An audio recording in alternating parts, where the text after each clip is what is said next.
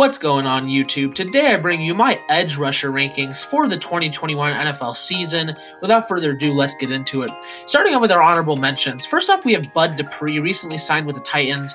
Bud Dupree is a guy that I feel is pretty majorly underrated in the NFL. He's definitely a guy that, he has to have some other help around him, but when he has help around him, he thrives. It's sort of like, there's certain quarterbacks where if you give them a good team, they'll thrive. It's the same with Bud Dupree. And again, the logicking maybe doesn't make sense at first, but it's sort of like, of course a player's going to be playing better if there's better players around him. But Bud Dupree will take that and just hit it. He puts up great production if he has guys around him.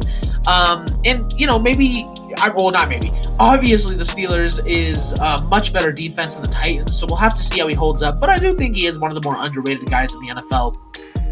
Bradley Chubb, who through his first 3 years, obviously didn't play, but his rookie season was great and made his first Pro Bowl last year. Played great last season, especially without Von Miller across from him. So, I think Bradley Chubb is quickly establishing himself as one of the better pass rushers in the NFL and very good. And then his teammate Von Miller here at number 11.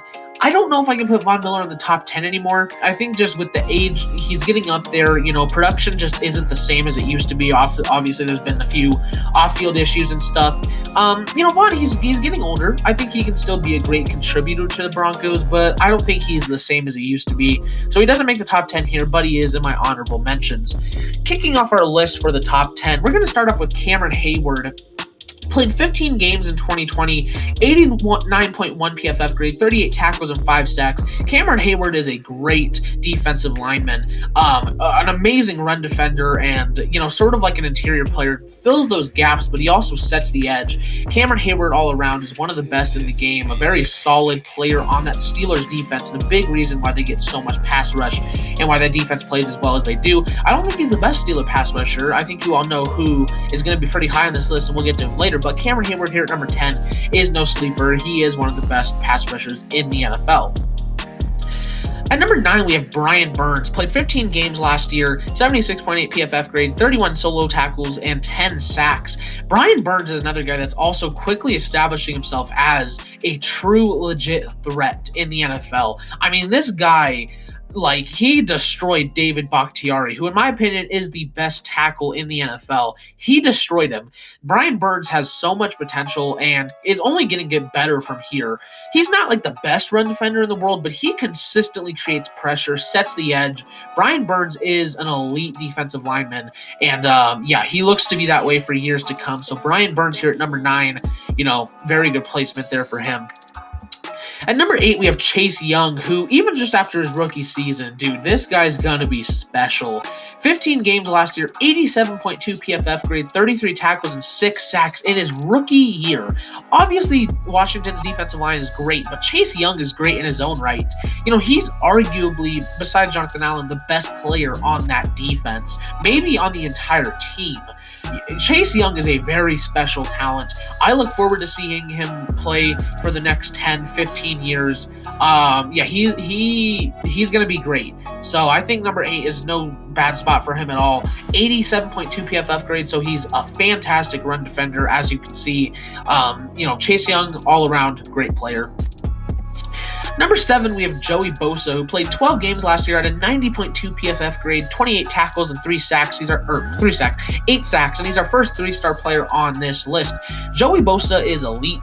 He just got a big old contract because he is one of the best pass rushers in the NFL. An amazing run defender as well, sets the edge just like every player on this list, but he does it extremely well, gets the consistent pressure, is easily the best and really the only good pass rusher right now on that defense. So Joey Bosa, very, very good player. Number 7 may seem low for him, but there are some very good edge rushers in the NFL. So 7, once again, is no spot to sleep on.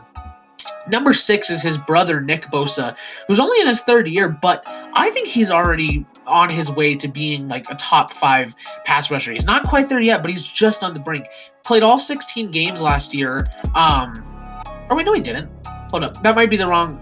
Oh, that's the wrong games, though. Sorry. I think he only played, I want to say it was 8 games, something like that. The games are wrong. But the actual stats, though, in whatever that was, 8, 10 games, 86.7 PFF grade, 31 tackles, and 10 sacks in a shortened season.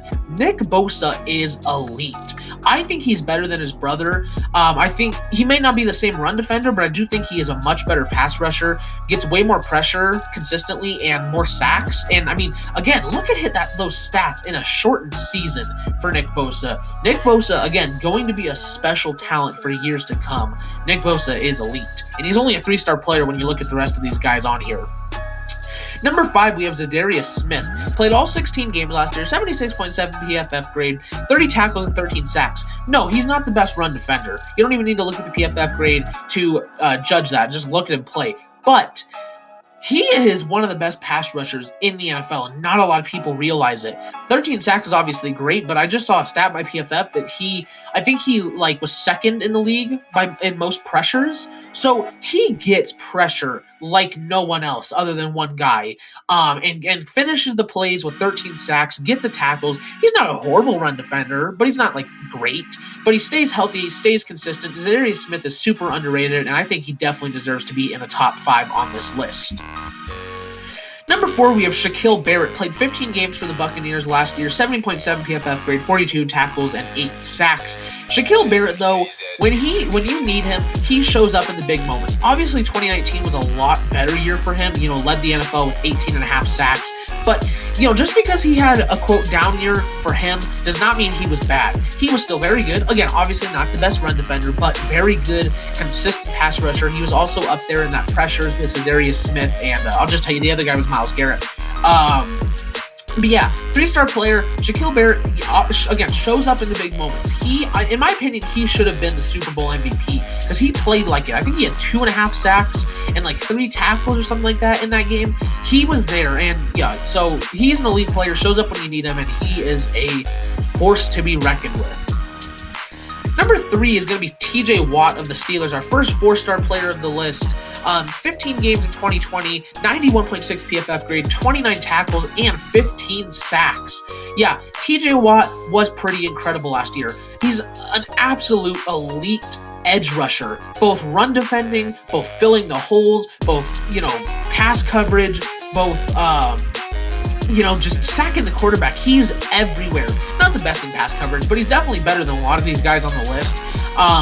He creates the pressure again, consistently, an elite run defender. TJ Watt, I don't think he should have won Defensive Player of the Year, but I think he was very easily a second place for that. He was an incredible player last year, and let's hope he can replicate that again this next year.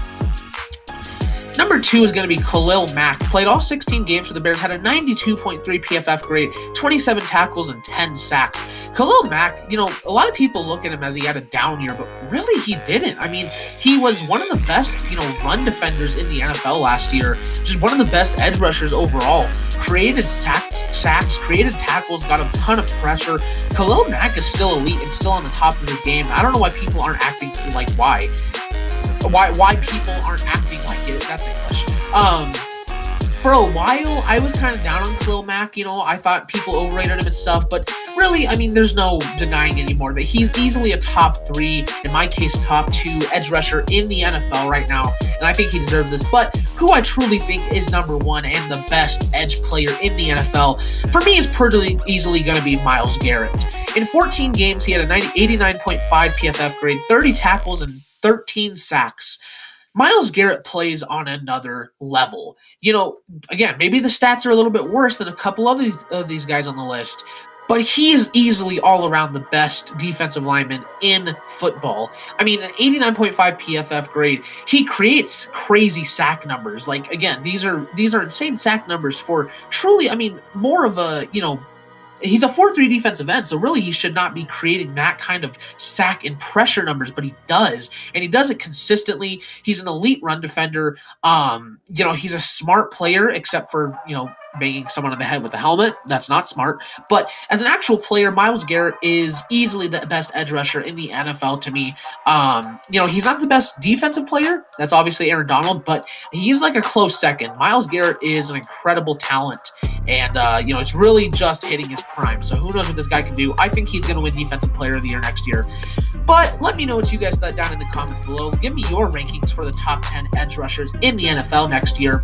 Thank you guys so much for watching. If you did like the video, leave a like, subscribe, and hit the notification bell so you never miss an upload. I will see you guys in the next video. Bye-bye.